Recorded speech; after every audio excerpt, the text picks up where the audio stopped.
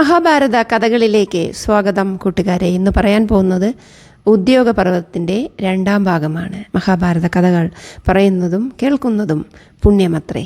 ദുര്യോധനൻ്റെ അഹങ്കാരമൊക്കെ കണ്ട ശ്രീകൃഷ്ണ ഭഗവാൻ അവിടെ നിന്നും പാണ്ഡവരുടെ മാതാവായ കുന്തിദേവിയുടെ അടുത്തേക്ക് യാത്ര തിരിച്ചു. എല്ലാവരും ഭഗവാനെ അവിടെ നിന്നും യാത്രയാക്കി. കുന്തി അവിടെയാണല്ലോ താമസം.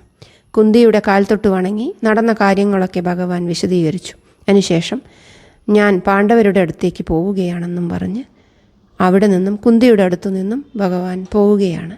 ക്ഷത്രിയനായ എൻ്റെ മകൻ യുധിഷ്ഠിരന് കൃഷിപ്പണിയും ഭിക്ഷാടനവും വിധിച്ചിട്ടുള്ളതല്ല. അതുകൊണ്ട് അവൻ അവകാശപ്പെട്ട സ്വത്തുവകകൾ യുദ്ധമെങ്കിൽ യുദ്ധം ചെയ്ത് തിരിച്ചു വാങ്ങണം.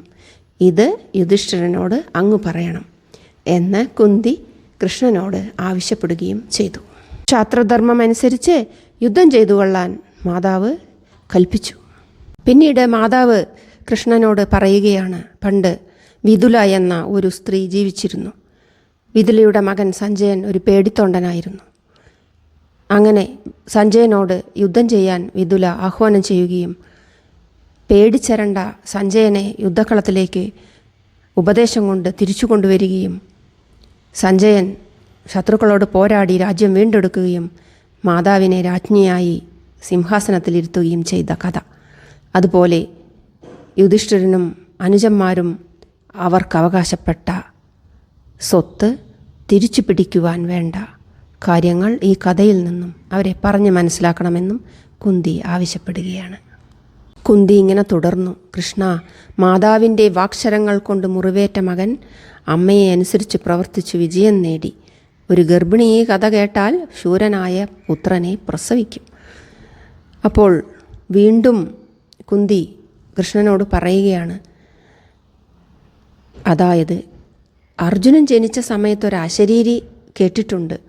കുന്തി, നിന്റെ ഈ പുത്രൻ ഇന്ദ്രതുല്യനായി തീരും, പോരിൽ ജയിക്കും, ലോകങ്ങൾ കീഴടക്കും എന്ന്. ഇപ്പോൾ ഇതാ അതിന് സമയമായിരിക്കുന്നു. എൻ്റെ പുത്രന്മാരോട് ധർമാനുസൃതമായി പെരുമാറിയ കുലത്തിൽ പിറന്ന പെണ്ണാണ് ദ്രൗപദി. അവളോടും എൻ്റെ വിശേഷങ്ങൾ അറിയിക്കുക.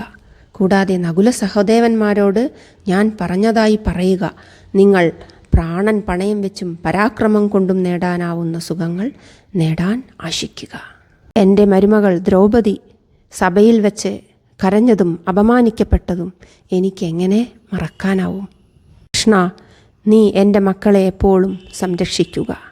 ഇത്രയും പറഞ്ഞ് കുന്തി കൃഷ്ണൻ്റെ അടുത്തു നിന്നും അകത്തേക്ക് പോയി. പിന്നീട് ശ്രീകൃഷ്ണ ഭഗവാൻ പാണ്ഡവരുടെ അടുത്തേക്ക് പുറപ്പെടുകയാണ്. പോകും മുമ്പ് ഭഗവാൻ കർണനോട് തേരിലിരുന്ന് ഇങ്ങനെ പറഞ്ഞു, അല്ലയോ കർണ, നീ കുന്തിദേവിയുടെ പുത്രനാണ്. സൂര്യഭഗവാനാണ് നിൻ്റെ പിതാവ്. നീ പാണ്ഡവരുടെ കൂടെ നിൽക്കണം. യുദ്ധത്തിൽ നീയാണ് അവരുടെ ജ്യേഷ്ഠൻ. അങ്ങനെയാണെങ്കിൽ നീ ഈ രാജ്യത്തിൻ്റെ അധിപതിയാകും. എല്ലാ സഹായങ്ങളും ഞാൻ നിനക്ക് ചെയ്തു തരും. അപ്പോൾ കർണൻ മറുപടി പറയുകയാണ്, കേശവ, സ്നേഹവും സൗഹാർദ്ദവും മുൻനിർത്തി എൻ്റെ ഹിതത്തിനു വേണ്ടി അങ്ങ് പറയുന്നതൊക്കെ ശരിയാണ്. ഇക്കാര്യങ്ങളൊക്കെ എനിക്കും അറിയാം. അങ്ങ് കരുതുന്നത് പോലെ ധാർമ്മികമായി ഞാൻ പാണ്ഡുപുത്രനാണ്. പക്ഷേ എനിക്ക് ദുര്യോധനനെ വിട്ടുകൊണ്ടുള്ള ഒരു നേട്ടങ്ങളും ആവശ്യമില്ല. എൻ്റെ എല്ലാ ആപത്തുകളിലും അപമാനങ്ങളിലും എൻ്റെ കൂടെ നിന്ന സുഹൃത്താണ് ദുര്യോധനൻ. എനിക്ക് പാതിരാജ്യം തന്നവനാണ് ദുര്യോധനൻ. അവനെ വിട്ടുകൊണ്ടുള്ള ഒരു മാറ്റത്തിനും ഞാൻ ആഗ്രഹിക്കുന്നില്ല എന്ന് കർണൻ തുറന്നു പറഞ്ഞു. ധർമ്മിഷ്ഠനായ യുധിഷ്ഠിരൻ ഈ സത്യം അറിഞ്ഞാൽ എന്തായിരിക്കും? അദ്ദേഹം ഈ രാജ്യം സ്വീകരിക്കുകയില്ല. ഈ വിശാലമായ സാമ്രാജ്യം എനിക്ക് കിട്ടിയാൽ ഞാനിത് ദുര്യോധനനെ ഏൽപ്പിക്കുകയേ ഉള്ളൂ. ശ്രീകൃഷ്ണനെ നേതാവായും അർജുനനെ യോദ്ധാവായും ലഭിച്ചിട്ടുള്ള യുധിഷ്ഠിരൻ തന്നെ രാജ്യഭരണം നടത്തണമെന്നാണ് എൻ്റെയും ആഗ്രഹം. ഞാൻ കുന്തിയുടെ പുത്രനാണെന്നും സൂര്യൻ്റെ പുത്രനാണെന്നും ഉള്ള രഹസ്യം ഇവിടെ ഇരിക്കട്ടെ. അത് ആരോടും പറയുകയും വേണ്ട. ദുര്യോധനൻ്റെ സന്തോഷത്തിനു വേണ്ടി പാണ്ഡവരുടെ നേർക്ക് കടുത്ത വാക്കുകൾ പറഞ്ഞുപോയതിൽ എനിക്ക് പശ്ചാത്താപമുണ്ടെന്നും കർണൻ പറയുകയാണ്.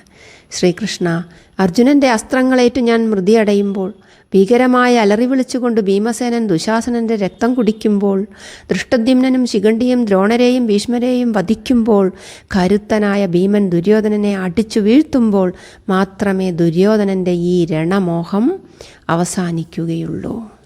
ത്രിലോകങ്ങളിലും പവിത്രമായ സ്ഥലമാണ് കുരുക്ഷേത്രം. അവിടെ വെച്ച് ഈ വൈഭവശാലികളായ ക്ഷത്രിയരെല്ലാം ശസ്ത്രാഗ്നിയിൽ ഹോമിക്കപ്പെടും. ഈ ക്ഷത്രിയർക്കെല്ലാം സ്വർഗപ്രാപ്തി ഉണ്ടാകാൻ വേണ്ടത് അങ്ങ് ചെയ്യണം. പോരിൽ വിജയമോ സ്വർഗമോ നേടുന്നതാണ് ക്ഷത്രിയൻ്റെ നേട്ടം. അതുകൊണ്ട് അങ്ങ് നമ്മുടെ ഈ സംവാദം രഹസ്യമായി സൂക്ഷിച്ചുകൊണ്ട് അർജുനനെ എന്നോട് പൊരുതാൻ കൂട്ടിക്കൊണ്ടുവരണം. പാണ്ഡവരുടെ കൂടെ നിൽക്കാൻ വേണ്ടി ശ്രീകൃഷ്ണൻ കർണനെ കൊണ്ട് ആവതെല്ലാം പറഞ്ഞ് കൊണ്ടുവരാൻ ശ്രമിച്ചെങ്കിലും കർണൻ അത് അനുസരിക്കുകയില്ലെന്ന് ഭഗവാന് മനസ്സിലായി. അപ്പോൾ ഭഗവാൻ പറയുകയാണ്, കർണ, ഈ ഭൂമി നാശത്തിൻ്റെ വക്കീലെത്തിയിരിക്കുന്നു എന്ന കാര്യം നിസ്സംശയമാണ്. അതുകൊണ്ടാണ് എൻ്റെ വാക്കുകൾ നിൻ്റെ ഹൃദയത്തിൽ കൊള്ളാത്തത്. നാശകലം അടുക്കുമ്പോൾ ഏതന്യായവും ന്യായമായി ഗണിക്കപ്പെടും. കർണൻ പറയുകയാണ്, ശ്രീകൃഷ്ണ, ഈ യുദ്ധത്തിൽ രക്ഷപ്പെടുകയാണെങ്കിൽ നമുക്ക് വീണ്ടും കാണാം, അല്ലെങ്കിൽ സ്വർഗത്തിൽ വെച്ച് നമുക്ക് കണ്ടുമുട്ടാം.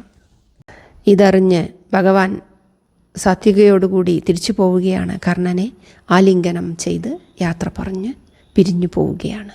പിന്നീട് കുന്തി കർണനെ കാണാൻ പോകുന്ന ഭാഗമാണ് അമ്മയും മകനും തമ്മിലുള്ള സംഭാഷണം. കുന്തി പറയുകയാണ്, കർണ, നീ രാധേയനല്ല, കൗന്ദേയനാണ്. നീ രാധയുടെ പുത്രനല്ല, കുന്തിയുടെ പുത്രനാണ്. അതിരഥനല്ല നിന്റെ പിതാവ്. നീ സൂതകുലത്തിൽ പിറന്നവനുമല്ല. ഞാൻ പറയുന്നത് കേൾക്കൂ മകനെ. കുന്തിഭോജൻ്റെ കൊട്ടാരത്തിൽ വസിക്കുന്ന കാലത്ത് ഞാൻ നിന്നെ ഗർഭം ധരിച്ചു. ഞാൻ കന്യകയായിരുന്ന കാലത്ത് ജനിച്ച പുത്രനാണ് നീ. സൂര്യനാരായണനാണ് നിന്റെ ജനകൻ. ജനന സമയത്ത് ദിവ്യ തേജസ്വിയായിരുന്ന നീ കവചകുണ്ടലങ്ങൾ അണിഞ്ഞിരുന്നു. മകനെ, സ്വന്തം സഹോദരന്മാരെ തിരിച്ചറിയാതെ മോഹാധീനനായി ധാർത്തരാഷ്ട്രന്മാർക്ക് കൂട്ടുനിൽക്കുന്നത് ഉചിതമല്ല. കുന്തിയുടെ പരാക്രമശാലിയായ പുത്രനാണ് നീ. സർവഗുണസമ്പന്നനായ നീ പാണ്ഡവരിൽ ജ്യേഷ്ഠനാണ്. അപ്പോൾ കുന്തിയുടെ വാക്കുകൾ കേട്ട സമയത്ത് സൂര്യമണ്ഡലത്തിൽ നിന്നും ഒരു ധ്വനി ഭൂമിയിലേക്ക് ഇറങ്ങി വന്നു. അത് ഇപ്രകാരമായിരുന്നു, കർണ, സത്യമാണ് കുന്തി പറഞ്ഞത്. നീ അമ്മയെ അനുസരിക്കൂ. അങ്ങനെ ചെയ്താൽ നിനക്ക് നന്മയേ വരൂ. സൂര്യഭഗവാൻ ധ്വനിയിൽ വന്ന് പറഞ്ഞു. പക്ഷെ ഇതുകൊണ്ടൊന്നും കർണൻ്റെ മനസ്സ് ഇളകിയില്ല. തൻ്റെ പ്രിയ കൂട്ടുകാരനായ ദുര്യോധനനെ സഹായിക്കാൻ തന്നെ കർണൻ തീരുമാനിച്ചുറച്ചു. പക്ഷേ അമ്മയ്ക്കൊരു വാക്കു കൊടുത്തു. അമ്മയ്ക്കെന്നും പഞ്ചപാണ്ഡവർ തന്നെയായിരിക്കും മക്കൾ. ഒന്നുകിൽ കർണൻ, അല്ലെങ്കിൽ അർജുനൻ. തുടർന്ന് ഭഗവാൻ യുധിഷ്ഠിരൻ്റെ അടുത്തെത്തി നടന്ന കാര്യങ്ങളെല്ലാം പറഞ്ഞു. 5 ഗ്രാമങ്ങൾ പോയിട്ട് 5 വീടുകൾ പോലും നിങ്ങൾക്ക് അവർ തരികയില്ല. യുദ്ധം തന്നെയാണ് ഇനി അടുത്തത്. അങ്ങനെ യുദ്ധം ചെയ്യാൻ തന്നെ തീരുമാനമായി. അശോകിനി പടകളെയൊക്കെ ഒരുക്കി ഓരോ പടകൾക്കും സേനാപതിമാരെയും യുധിഷ്ഠിരനും പാണ്ഡവരും കൂടെ തീരുമാനിച്ച് ഉറപ്പിച്ചു. കൗരവപക്ഷത്തും അതുപോലെ തന്നെ ദുര്യോധനൻ നല്ലവണ്ണം ചിന്തിച്ച് ബുദ്ധിമാന്മാരും ശൂരന്മാരുമായ യുദ്ധനിപുണന്മാരെ സേനാപതി പദത്തിൽ അവരോധിച്ചു. അതിൽ കൃപരും ദ്രോണരും ശല്യരും ജയദ്രഥനും സുദർശനനും കൃതവർമാവും കർണനും ഭൂരിശ്രവസും ശകുനിയും ബാഹ്ലികനും അശ്വത്ഥാമാവും ഒക്കെ ഉണ്ടായിരുന്നു. സർവ്വസൈന്യാധിപനായി ഭീഷ്മരെ മുന്നിൽ നിർത്താൻ ദുര്യോധനൻ തീരുമാനിച്ച് ഭീഷ്മരോട് ചെന്ന് ആവശ്യപ്പെട്ടു. ദ്രോണർ പറഞ്ഞു, എനിക്ക് എൻ്റെ പുത്രനേക്കാളും അശ്വത്ഥാമാവിനേക്കാളും ഇഷ്ടം അർജുനനെയാണ്. അവനോടാണ് ഞാൻ യുദ്ധം ചെയ്യേണ്ടത്. എന്തൊരു കഷ്ടമാണ്. പിന്നീട് ഭീഷ്മരെ സർവ്വസൈന്യാധിപനായി അഭിഷേകം ചെയ്തപ്പോൾ ആകാശത്തു നിന്നും അപശകുനങ്ങളാണ് ഉണ്ടായത്. ലക്ഷണങ്ങളൊക്കെ മോശമായിട്ടാണ് അവിടെ പ്രത്യക്ഷപ്പെട്ടത്. ദുര്യോധനനും ഭീമനും ബലരാമൻ്റെ ശിഷ്യന്മാരാണ്. രണ്ടുപേരും കഷ്ടപ്പെടുന്നത് കാണാൻ ബലരാമന് ഇഷ്ടവുമില്ല. എല്ലാവരും ബന്ധുക്കൾ തന്നെ. അതുകൊണ്ട് ഞാൻ തീർത്ഥയാത്രയ്ക്ക് പോകുകയാണെന്നും പറഞ്ഞ് യുദ്ധത്തിൽ പങ്കെടുക്കാതെ ബലരാമൻ അവിടെ നിന്നും പോയി. ഉലൂകനെ പാണ്ഡവരുടെ അടുത്തേക്ക് ദുര്യോധനൻ പറഞ്ഞു വിട്ടു. യുദ്ധം ആരംഭിക്കാൻ വേണ്ട എല്ലാ ഒരുക്കങ്ങളും ചെയ്യാൻ പാണ്ഡവരോട് പറഞ്ഞു. മാത്രമല്ല ദുര്യോധനൻ പാണ്ഡവർ ഓരോരുത്തരെയായി പോരിന് വിളിക്കുകയാണ്, ഗർജിക്കുകയാണ്, അവരെ പരിഹസിക്കുകയാണ്. ഭീമസേനോട് ചെന്നു പറയൂ, കരുത്തുണ്ടെങ്കിൽ ദുശാസനൻ്റെ ചോര കുടിക്കാൻ. ധാർത്തരാഷ്ട്രന്മാരെയെല്ലാം വധിക്കുമെന്ന് പറഞ്ഞിരുന്നുവല്ലോ. പോരിൽ അതിനായിട്ട് അവനോട് ഒരുങ്ങാൻ പറയൂ. ഇങ്ങനെയുള്ള വീമ്പിളക്കലൊക്കെ ദുര്യോധനൻ അവിടെ നിന്നിങ്ങനെ നടത്തുന്നുണ്ട്. ഉലൂകൻ അതെല്ലാം പാണ്ഡവസഭയിൽ ചെന്ന് പറയുകയാണ്. അപ്പോൾ ഉത്തരമായി ഭീമസേനൻ ഇങ്ങനെ പറഞ്ഞു, ദുശാസനൻ്റെ രക്തം ഞാൻ മതിയോവോളം കുടിക്കുക തന്നെ ചെയ്യും. ഈ പോരിൽ ഭീഷ്മരെ മുൻനിർത്തിക്കൊണ്ടായാലും എൻ്റെ മുന്നിൽ വരുന്ന ക്ഷത്രിയനെ ഞാൻ ഉടനെ കാലപുരിക്കയക്കും. സഹദേവൻ പറയുകയാണ്, ഉലൂക, നിന്റെ അച്ഛനോട് ചെന്ന് പറയൂ, ധൃതരാഷ്ട്രവുമായി നിങ്ങൾക്ക് ബന്ധമില്ലായിരുന്നെങ്കിൽ ഈ വൈരം ഉണ്ടാകുമായിരുന്നില്ല. ധൃതരാഷ്ട്രയുടെ വംശജരെയാകെ നശിപ്പിക്കാനായി ജനിച്ചവരാണ് നിങ്ങൾ. സ്വന്തം വംശത്തെ ഉന്മൂലനം ചെയ്യുന്ന പാപികളാണ്. ഉലൂക, ഓർമ്മയിരിക്കട്ടെ, ഈ യുദ്ധത്തിൽ ആദ്യം നിന്നെ ഞാൻ വധിക്കും, പിന്നീട് നിന്റെ പിതാവിനെ വകവരുത്തും. ശ്രീകൃഷ്ണൻ പറയുകയാണ്, ഉലൂക, ഇനി എൻ്റെ സന്ദേശമായി നീ ദുര്യോധനനോട് ചെന്ന് പറ, ഇനി നാളെ തന്നെ പോർക്കളത്തിൽ വന്ന് പൗരുഷം പ്രകടിപ്പിക്കാൻ. അർജുനൻ്റെ സാരഥിയായിരിക്കണമെന്നത് പറഞ്ഞതുകൊണ്ട് ഞാൻ യുദ്ധം ചെയ്യുകയില്ല എന്ന് കരുതിയിട്ടാണോ നിനക്ക് എന്നെ ഭയമില്ലാത്തത്? എങ്കിൽ കരുതിക്കൊള്ളൂ, ഈ യുദ്ധത്തിൽ ആരും ശേഷിക്കുകയില്ല. രോഷാഗ്നിയിൽ എല്ലാവരും ഭസ്മമാകും. തത്കാലം ഞാൻ യുധിഷ്ഠിര മഹാരാജാവിൻ്റെ കൽപ്പന പ്രകാരം പാർത്ഥൻ്റെ സാരഥ്യം വഹിക്കുകയേ ഉള്ളൂ.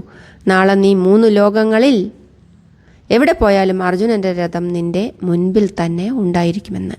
ഭീമൻ്റെ ശബ്ദം മിഥ്യയാണെന്ന് നീ കരുതുന്നുണ്ടാവും. എങ്കിൽ ചിന്തിച്ചുകൊള്ളൂ, ദുശാസനൻ്റെ ജീവരക്തം ഭീമസേനൻ ഇന്ന് തന്നെ കുടിച്ചിരിക്കുന്നു. നീ വെറുതെ അതും ഇതും പറയണ്ട, ഈ പാണ്ഡവന്മാർക്ക് നീ വലിയ കാര്യമൊന്നും അല്ല എന്ന്.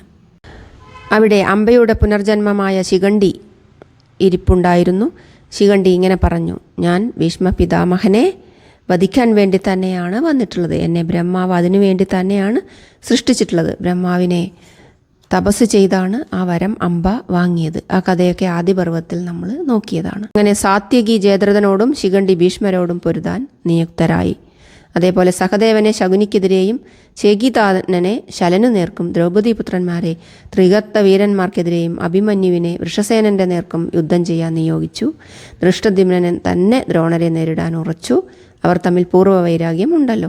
അങ്ങനെ പാണ്ഡവ സൈന്യം കുരുക്ഷേത്രത്തിൽ അണിനിരന്ന് നിന്നു യുദ്ധത്തിനായി. സഞ്ജയനാണ് യുദ്ധക്കളത്തിലെ വിവരങ്ങളെല്ലാം ധൃതരാഷ്ട്രർക്ക് നൽകുന്നത്. ധൃതരാഷ്ട്രർക്ക് കാഴ്ചയില്ല, സഞ്ജയന് ഉൾക്കാഴ്ചയുണ്ട്. ധൃതരാഷ്ട്രയുടെ അടുത്തു തന്നെ ഇരുന്നു കൊണ്ട് യുദ്ധത്തിൻ്റെ എല്ലാ സംഭവങ്ങളും വിവരിക്കാൻ സഞ്ജയൻ തയ്യാറായി അവിടെ ഇരുന്നു. ഭീഷ്മർക്ക് കർണനോട് വെറുപ്പ് വന്നു തുടങ്ങി. ഭീഷ്മർ കർണനെ ഇങ്ങനെ പറഞ്ഞു, അവൻ വെറും പൊങ്ങച്ചക്കാരനാണ്. അർജുനൻ വന്നു കഴിഞ്ഞാൽ അവൻ തോറ്റോടിപ്പോകും. ഇതറിഞ്ഞ കർണന് ഭീഷ്മരോട് ദേഷ്യമിളകുകയും ചെയ്തു. കർണൻ ഭീഷ്മരെ കിഴവനെന്ന് വിളിക്കുകയും ചെയ്തു. വെറും 5 നാൾ കൊണ്ട് പാണ്ഡവപ്പടയെ വകവരുത്തുമെന്ന് കർണൻ പറയുകയും ചെയ്തു. എത്ര നാൾ കൊണ്ട് കൗരവരെ നിശേഷമാക്കാൻ സാധിക്കുമെന്ന് യുധിഷ്ഠിരൻ അർജുനനോട് ചോദിച്ചു. അപ്പോൾ അർജുനൻ ഇങ്ങനെ പറയുകയാണ്, ശ്രീകൃഷ്ണൻ്റെ സഹായത്തോടെ ഒറ്റയ്ക്കൊരു തേരിലിരുന്നു കൊണ്ട് നിമിഷ നേരത്തിനുള്ളിൽ ദേവന്മാരുൾപ്പെടെ 3 ലോകവും നശിപ്പിക്കാൻ എനിക്ക് കഴിയുമെന്നാണ് എൻ്റെ വിശ്വാസം. പണ്ട് ശ്രീപരമേശ്വരനോട് പൊരുതിയപ്പോൾ ലഭിച്ച പാശുപതാസ്ത്രം കൂടെയുണ്ട്. എങ്കിലും പോർക്കളത്തിൽ ഈ ദിവ്യാസ്ത്രങ്ങൾ മനുഷ്യർക്ക് നേരെ പ്രയോഗിക്കുന്നത് ശരിയല്ലല്ലോ. അതുകൊണ്ട് നമുക്ക് നേരിട്ട് പൊരുതി ശത്രുക്കളെ വകവരുത്താമെന്ന് അർജുനൻ പറഞ്ഞു. മാത്രമല്ല, ശ്രീകൃഷ്ണൻ ക്രോധത്തോടെ ആരുടെയെങ്കിലും നേരെ നോക്കിക്കഴിഞ്ഞാൽ അവർ ഭസ്മമാകും. പിന്നീട് അവരില്ല തന്നെ. പക്ഷെ അതിൻ്റെ ഒന്നും ആവശ്യമില്ലാതെ തന്നെ നേരിട്ട് തന്നെ പൊരുതി നമുക്ക് നമ്മുടെ രാജ്യം വീണ്ടെടുക്കാം എന്ന് അർജുനൻ വാക്കുകൊടുത്തു. ധീരനായ ദൃഷ്ടദ്യുമ്നനോട് പോർക്കളത്തിലേക്ക് നീങ്ങാൻ യുധിഷ്ഠിരൻ ആജ്ഞാപിക്കുകയാണ്.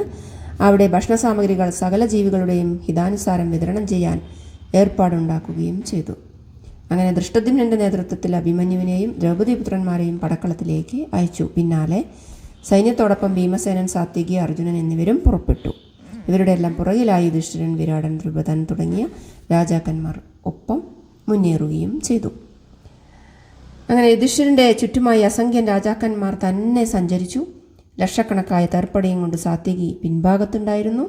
ഇവയ്ക്ക് പുറമെ ഭാരമേറ്റിയ അസംഖ്യം വണ്ടികളും കച്ചവട വാഹനങ്ങളും മറ്റും സൈന്യത്തിൻ്റെ പിന്നിലായി സഞ്ചരിച്ചു. ആവേശത്തിമർപ്പോടെ വീരന്മാർ പോർക്കളത്തിൽ ശംഖവും ഭേരിയും മുഴക്കി യുദ്ധമിതാ തുടങ്ങുകയായി.